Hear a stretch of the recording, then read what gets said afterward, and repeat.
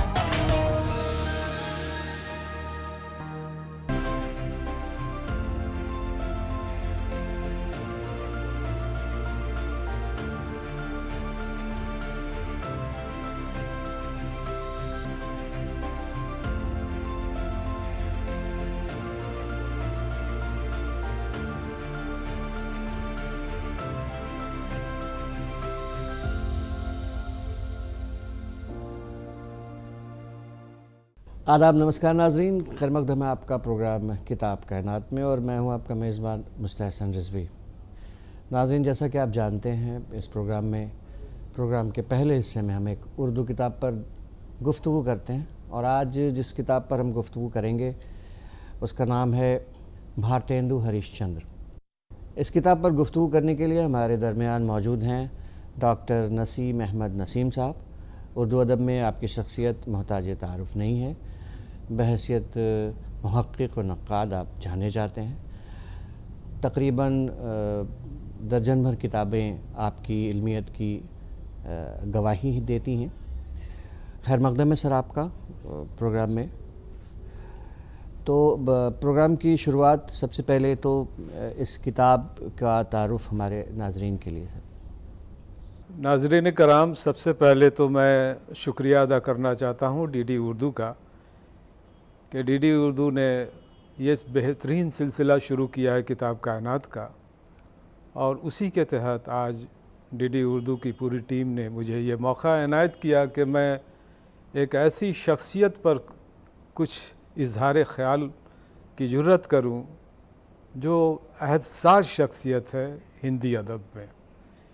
ये किताब जिस पे बात होनी है आज, भारतेंदु हरिश्चंद्र शख्सियत और कारनामे, इसको पब्लिकेशन डिवीज़न ने 2006 में शाये किया था। इब्रार रहमानी की इदारत में ये किताब शाये हुई थी। इस किताब की ख़ुसूसियत ये है कि ये एक मौज़ूई नहीं है, किसी एक शख्स ने ये किताब नहीं लिखी है, बल्कि हिंदी साहित्य के कई बड़े नामवर आलोचकों, नक्कादों ने और साहित्यकारों ने मिलकर ये किताब तैयार की है। यानी कि कई इसमें मज़ामीन हैं जो भारतेंदु की शख्सियत के अलग अलग पहलुओं पर रोशनी उन्होंने डाली है, और तमाम मज़ामीन को पढ़ने के बाद पूरे तौर पर भारतेंदु समझ में आते हैं, भारतेंदु का अहद समझ में आता है, भारतेंदु की शख्सियत समझ में आती है और उनके कारनामे समझ में आते हैं। इसमें जो अहम मज़ामीन है, जैसे रतन दास जी हैं, लक्ष्मी सागर जी हैं, सत्यनारायण सिंह और मोती चंद जैसे लेखकों ने ये अपने मज़ामीन इस किताब में शाये किए हैं।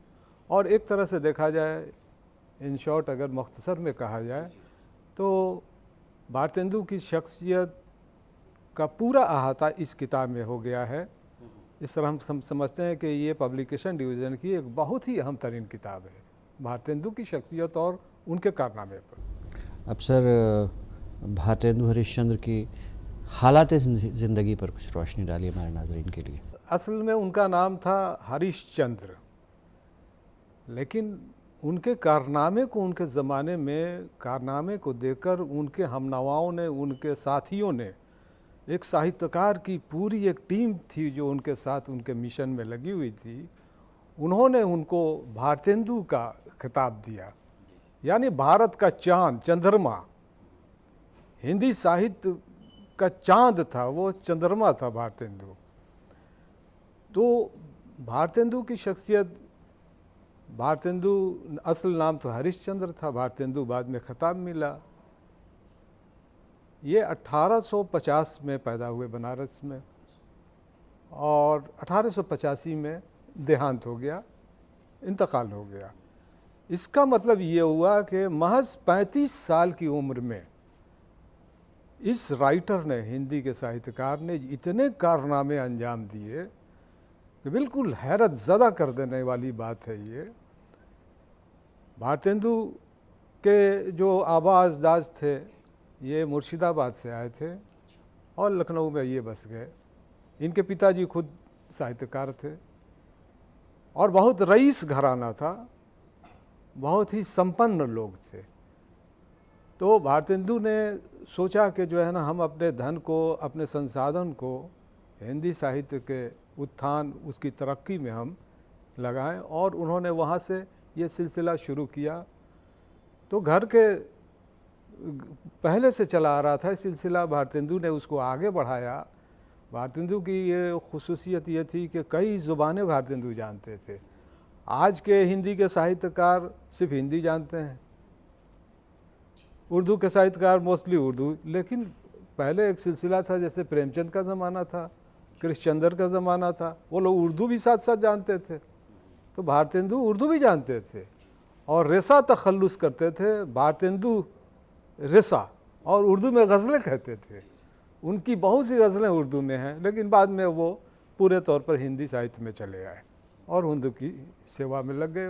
उनकी पूरी ज़िंदगी इसमें लगी। अब अगला सवाल डॉक्टर साहब के हिंदी अदब के किन किन असनाफ में उन्होंने तब आजमाई की?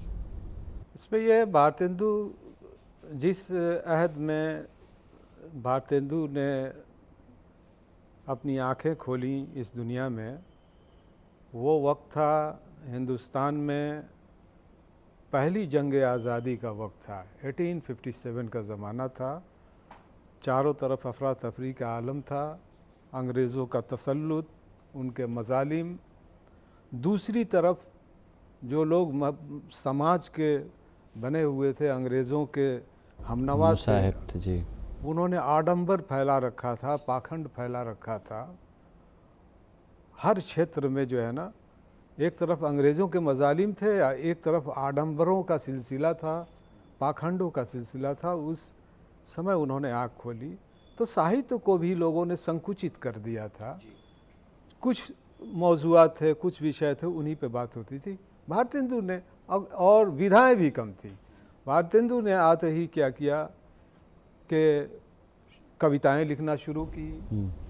उसके बाद लेख लिखना शुरू कर दिया, ड्रामा, सुआने निगारी शुरू कर दी, तारीख निगारी लिखना शुरू कर दिया, ऐतिहासिक जो है ना, अच्छा, पत्रकारिता शुरू कर दी।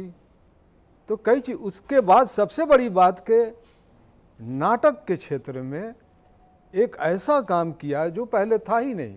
पहले नाटकों के नाम पर जो है ना, बहुत ही कोई ना उसका शास्त्र था, ना कोई नियम था। भारतेंदु ने आते ही नाटक शास्त्र जो है ना एक बनाया और नाटक का पूरा संस्कार, पूरा सिस्टम खड़ा किया, रंगमंच का पूरा सिस्टम तैयार किया और इस तरह से नाटकों में एक नई रूह, इस तरह कहिए कि नाटकों का अहिया किया, एक रूह फूंकी। आज भी जो मंचन होता है, रंगमंच, वो भारतेंदु से ही इस्तेफादा करके हो रहा है।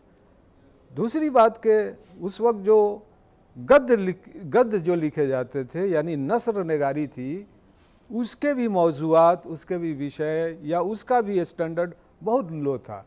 भारतेंदु ने कहा कि भाई कविताओं के साथ साथ नस्र का भी विकास और तरक्की होनी चाहिए। तो बेहतरीन, सबसे बड़ी बात यह कि बहुत आसान और सलीस ज़ुबान में नस्र लिखना शुरू किया। बताया जाता है, जब किताबों का मुतालिया करेंगे तो आप पता लगेगा कि ये वही ज़माना था जब सर सैयद अहमद खां अलीगढ़ में ये कह रहे थे लोगों से और अपनी पत्रिका के द्वारा ये बता रहे थे कि आसान ज़ुबान में बातें लिखो कि बात दिल से निकले और दिल तक पहुँचे, और इस्लाह करो माशरे की, समाज की इस्लाह करो, पाखंड और ज़ैफ़ुल एतकादी को दूर करो। भारतेंदु ने इसको फॉलो किया। लोग बताते हैं कि सर सैयद से बहुत इम्प्रेस्ड थे। सर सैयद ने उनको ऑफ़र भी किया था अलीगढ़ में कि आप आइए यहाँ पर शिक्षण का काम कीजिए। तो भारतेंदु ने नस्र को आसान किया, जो काम सर सैयद ने किया एक मिशन के तौर पर। तो नस्र के मैदान में भी नाटक, नस्र, कविता, कई मैदानों में एक साथ काम किया। सर अगला सवाल ये कि भारतेंदु हरिश्चंद्र को हिंदी अदब का पितामह या बाबाए हिंदी क्यों कहते हैं? इसकी सबसे बड़ी वजह यही है कि उन्होंने हिंदी साहित्य में ख़ास तौर से नाटक के क्षेत्र में और नस्र के मैदान में जो काम किया उससे पहले किसी ने नहीं किया था। अच्छा, उसके अलावा उन्होंने जितनी विधाएं थीं, नई नई विधाओं को ईजाद किया। उनके समय में बहुत सी विधाएं, बहुत सी असनाफ थी ही नहीं, उन्होंने उनका ईजाद किया, कई चीज़ों को इंट्रोड्यूस किया। तो ऑन दी होल नाटक क्षेत्र का तो नाट्य शास्त्र बनाया। अच्छा, हिंदी भाषा को, उनका कहना था कि हिंदी भाषा को राष्ट्रवाणी होना चाहिए। जी। बहुत सी भाषाएं मिलकर जो है ना देश के विकास में मुआविन नहीं हो सकती हैं। तो एक भाषा होनी चाहिए जिसको राष्ट्रवाणी हो और उसका पूरा विकास हो। इससे ये होगा कि पूरा हमारा कल्चर, पूरी हमारी तहजीब उसमें झलकेगी और सबसे बड़ी बात कि राष्ट्र प्रेम हमारे अंदर जागेगा।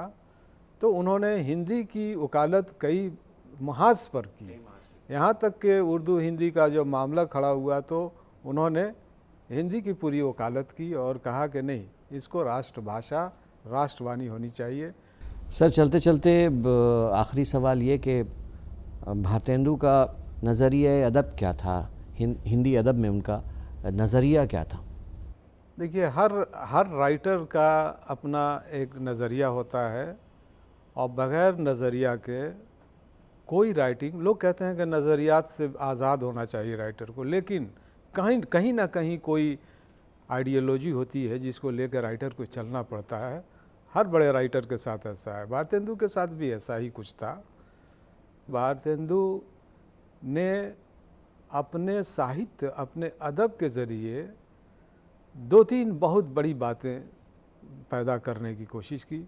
सबसे पहले तो अंग्रेज़ों का वो ज़माना था, अंग्रेज़ों के जबर, उनके मज़ालिम का ज़माना था। भारतेंदु ने एक पॉलिसी अख्तियार की कि भाई हम अंग्रेज़ी तालीम से भी दूर ना हों और अपने कल्चर से भी दूर ना हों।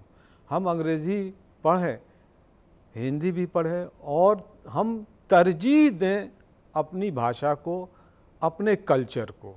ज़रूरत के हिसाब से अंग्रेज़ी हमारी ज़रूरत है, इंग्लिश एजुकेशन, तो उसको लेके हम चलें, ये हमारी ज़रूरत है।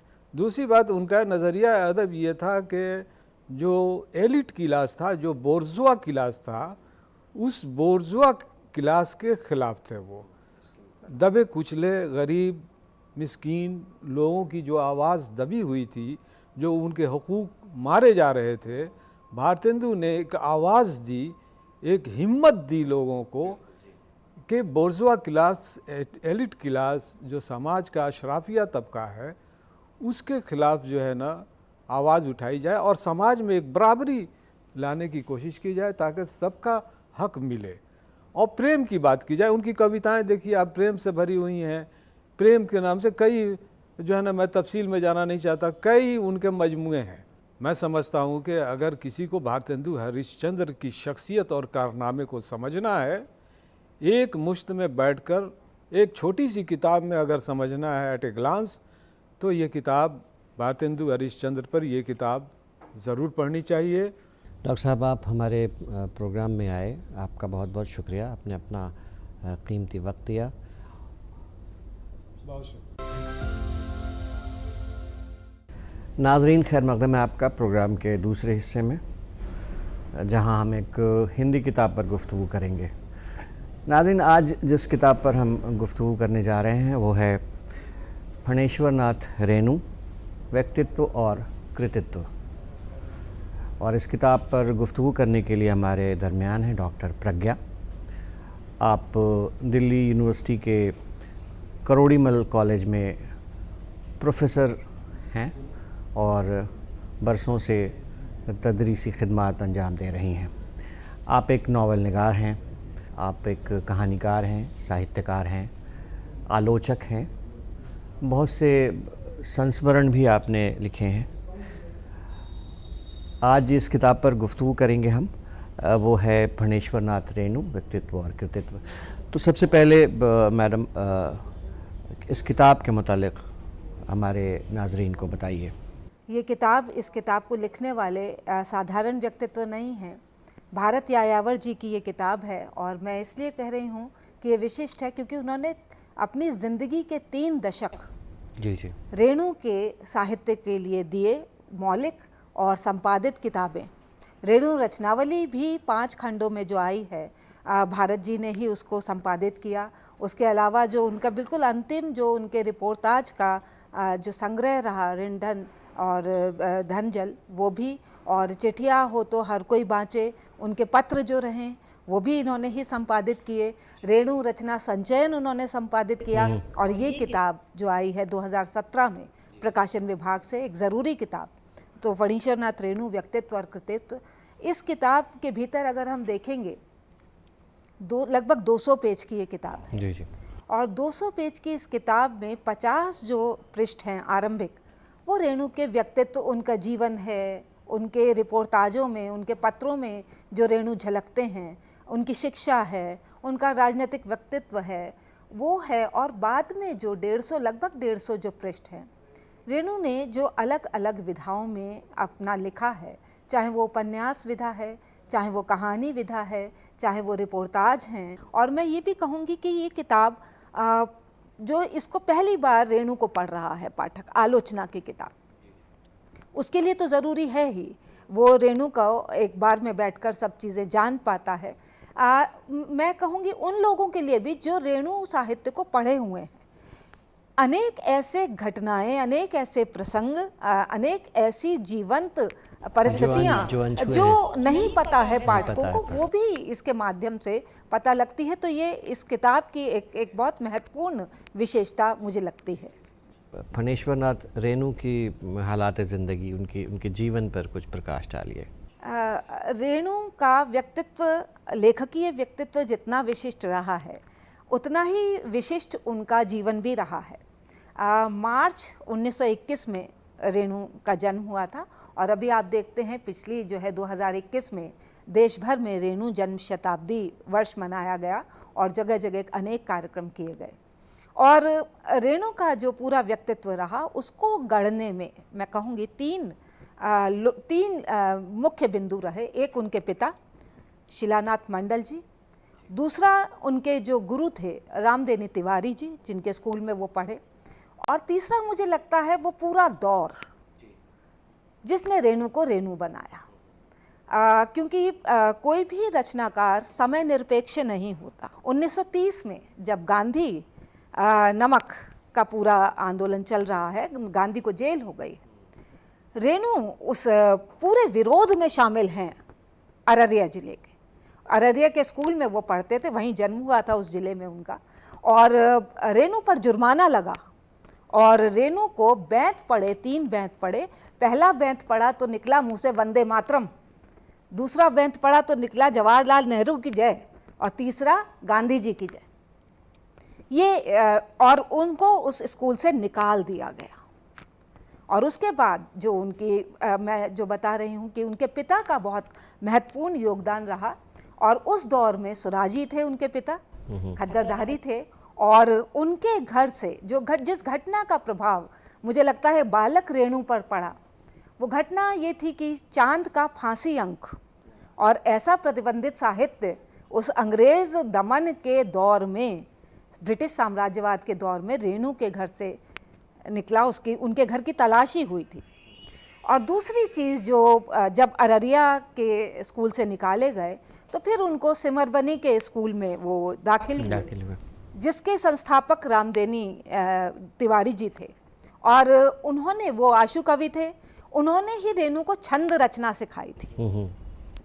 अपने स्कूल में हस्तलिखित पत्रिका निकालने के लिए रेणु को उत्साहित किया कि तुम हस्तलिखित पत्रिका निकालो, कविताएं लिखो, कहानियाँ लिखो। तो बालक रेणु में ही ये प्रतिभाएं जो हैं वो जन्मजात आ गईं। और बाद में नागार्जुन ने कहा भी कि उनके बारे में बताते हुए, ऐसा व्यक्तित्व जो शाह खर्च है रेणु के विषय में, बहुत सुरीली कंठ का है और बहुत ज्ञानी है। और साथ ही साथ उन्होंने कहा कि मैथिल और भोजपुरी के 85 से भी ज़्यादा लोकगीतों को वो जानने वाला है। आप देखते हैं गीत के बिना रेणु का साहित्य पूरा नहीं होता। तो मुझे लगता है ये कुछ खासियतें हैं जो रेणु के व्यक्तित्व की इस किताब में समाहित हैं।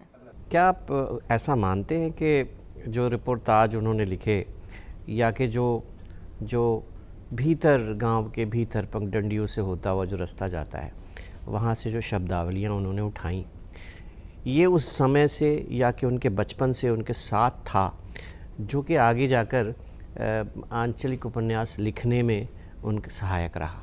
रेणु का जो मैला आंचल आया, उससे पहले मैं ये भी कहूँगी कि रेणु के व्यक्तित्व को बनने में, जैसे मैंने अभी कहा कि समय बहुत ज़रूरी मानक रहा। जी। और औपनिवेशिक काल और औपनिवेशिक काल के बाद जो आज़ादी का समय है, दोनों को रेणु ने बहुत अच्छी तरह से ऑब्जर्व किया था। और वही समय रेणु की रचनाओं का नैरेटिव बनकर भी उभरा। ये बहुत ज़रूरी चीज़ मुझे लगती है।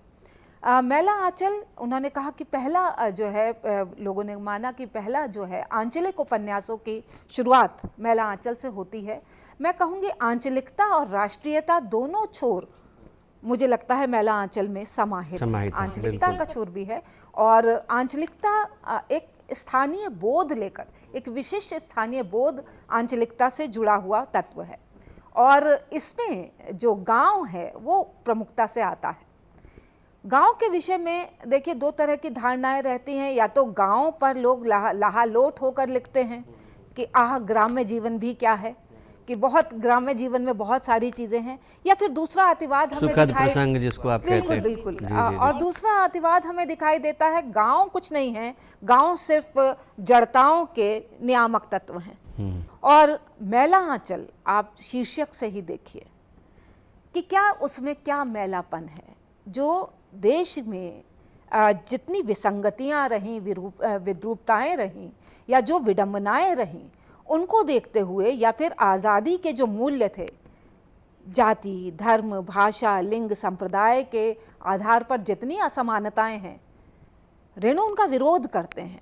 मैं एक और चीज़ भी कहूँगी, रेणु ने प्रेमचंद के गोदान के बाद औपन्यासिक धारा में एक बड़ी रेखा खींची। अब चलते चलते मैडम, अंतिम आखिरी सवाल ये कि ये किताब रेणु को जानने और समझने में कितनी मुआविन साबित होती है, कितनी असरकारक है? या के देखिए, रेणु के पूरे व्यक्तित्व को अगर समग्रता में और जल्दी समझना है, क्योंकि रेणु वो साहित्यकार नहीं है जिन्हें बहुत जल्दी समझा जा सके, लेकिन एक नए पाठक के लिए ये किताब बहुत ज़रूरी है कि रेणु के पूरे व्यक्तित्व को वो समझ पाए और उनके कृतित्व के जो विविध पहलू हैं उनको वो अच्छी तरह से जान पाए। ये किताब उस तौर पर बहुत ज़रूरी किताब है कि रेणु जो नाम पढ़ा कि उनके परिवार को। मैं बीच में रोकूंगा, एक आलोचक की हैसियत से भी आप इस किताब पर ऐसी रोशनी डालिए कि क्या कुछ कमियां छूट गई हैं, ऐसा कुछ है क्या? जी, मैं चाहती थी कि आप ये पूछें। देखिए, रेणु पर बहुत अच्छी तरह से ये किताब सामने आई है और प्रकाशन विभाग को बधाई भी है। भारत यायावर नहीं है, लेकिन उनको भी बधाई है। इस किताब में जो एक बहुत ज़रूरी पक्ष जो मुझे लगता है कि एक तो जो कविता का हिस्सा है, मात्र 4 पृष्ठ इस किताब में है। तो कविता, रेणु कहते थे कि मैं कवि बनने की एक कसक रह गई है, लेकिन रेणु पर उस तरह का बहुत शोध इसमें आना चाहिए था। और दूसरी मुख्य चीज़, रेणु का नाटककार व्यक्तित्व भी रहा है जिससे लोग परिचित ही नहीं हैं। रेणु ने 3 नाटक लिखे और तीनों बिल्कुल अलग तरह के नाटक लिखे। उन्होंने एक नाटक लिखा उत्तर नेहरू चरितम, एक तंत्री नाटक, ऐसा हिंदी में कोई प्रयोग नहीं है एक तंत्री नाटक का, रेणु ने वो भी लिखा। और एक उन्होंने रेडियो रूपक लिखा, ये है आपकी पड़ोसन कवयित्री। और तीसरा जो नाटक एब्सर्ड थिएटर को जो सामने लेकर आता है, उनका नाटक स्टेशन नंबर 5। तो मुझे लगता है कि इस किताब में शुरुआत तो है कि रेणु कैसे जो है मिथकीय नाटकों में वो पात्र बनकर आए, लेकिन रेणु का अपना नाटककार व्यक्तित्व नहीं इस किताब में आ पाया है। वो भी कहीं आना पर। चाहिए वो था। भी आता तो और बेहतर होता, लेकिन ये किताब अपने आप में पाठकों के लिए बहुत ज़रूरी और महत्वपूर्ण किताब है। बहुत बहुत शुक्रिया मैडम, आप हमारे प्रोग्राम में आए और इतनी कीमती मालूमात, इतनी इल्मी गुफ्तगू रेणु के हवाले से हुई। तो नाज़रीन, ये था प्रोग्राम का दूसरा हिस्सा। अब हम चलते हैं प्रोग्राम के तीसरे और आखिरी हिस्से की जानिब, जहाँ हम शुजा खावर की ज़िंदगी और उनकी शायरी के बारे में जानेंगे। कुछ नहीं बोला तो मर जाएगा अंदर से शुजा, और अगर बोला तो फिर बाहर से मारा जाएगा। इस बामानी और बलीग शेर के खालिक मशहूर शायर शुजा खावर हैं, जिनके बारे में खुशवंत सिंह ने कहा था कि शुजा सबसे ज्यादा कोट किए जाने वाले शायर हैं। वाकई शुजा खावर ऐसे ही शायर थे जिनके कलाम में हर दिल की आवाज महसूस होती है। शुजा वो खैरियत पूछें तो हैरत में ना पड़ जाना, परेशान करने वाले खैर खाहों में भी होते हैं। शुजा खावर 24 दिसंबर 1948 को लालकुआं दिल्ली में मीर हसन के यहाँ पैदा हुए। शुजा अपने भाई बहनों में सबसे छोटे थे। शुजा खावर ने दिल्ली कॉलेज से फारसी, उर्दू और अंग्रेजी में बीए किया। नीज अंग्रेजी अदब में एमए की डिग्री हासिल की। 1974 में दिल्ली कॉलेज में अंग्रेजी के लेक्चरर मुकर्रर हुए, लेकिन एक साल बाद ही इंडियन पुलिस सर्विस ज्वाइन किया। 1994 में नौकरी छोड़ दी और लकवे के स्ट्रोक की वजह से मुद्दतों बिस्तर पर रहे। आखिरकार दिल का दौरा पड़ने से 20 जनवरी 2012 को शुजा खावर ने आखिरी सांसें ली। शुजा खावर ने नज़में और गज़लें दोनों कही हैं, लेकिन उनके तख्लीकी वफूर का एहसास उनकी गज़लिया शायरी में ज्यादा नुमाया है। दूसरा शजर, वावीन, मिसरा सानी, रश्क फारसी और अल्लाह के नाम से उनके 5 शेरी मजमे मंजर आम पर आए। शुजा खावर अपने मुनफरिद लबो लहजे की वजह से मुमताज थे। उन्होंने गजल की फिक्री और मानवी पस मंजर को वसअत अता की। आपकी ज़बान बयान में अछूतापन और नुदरत है। आप इधर आए उधर दीन और ईमान गए, ईद का चांद नजर आया तो रमजान गए। शुजा खावर की खासियत ये थी कि उनकी तख्लीकी जहानत और फिक्री और फन्नी शाइस्तगी ने एक नया उसलूब तराशा, जहाँ कम इस्तेमाल होने वाले अल्फाज भी शेर के आहंग में ढलकर अपना विकार बना लेते हैं। तारीख की खातिर भी दो एक निशानी छोड़ो, अंदर ही जलो लेकिन बाहर तो धुआं छोड़ो। शुजा खावर के कलाम में तनव्वु और उनके मज़ामीन में निरंगी है। उनकी शायरी रिवायती और क्लासिकी शायरी से जज्बाती वाबस्तगी के बावजूद तकलीद और पैरवी से पाक नजर आती है।